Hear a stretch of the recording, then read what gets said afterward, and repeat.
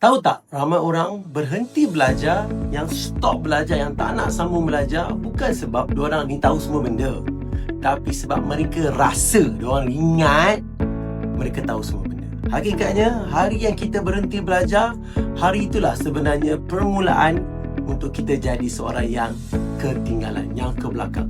Dunia berubah terlalu cepat. Ilmu yang cukup 10 tahun yang lepas, hari ini mungkin dah tak relevan.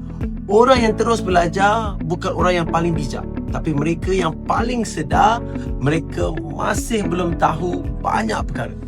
Belajar bukan untuk nampak pandai, tapi kita terus belajar, terus menuntut ilmu supaya apabila kita buat sebarang keputusan, apabila kita ambil sebarang tindakan, ianya akan jadi lebih tepat dengan ilmu-ilmu yang kita ada. Supaya tindakan itu lebih tepat, lebih betul.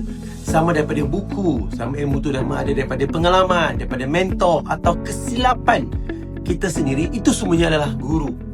Ilmu bukan penamat, ilmu adalah perjalanan, journey. Dan orang yang berjalan akan sentiasa di depan.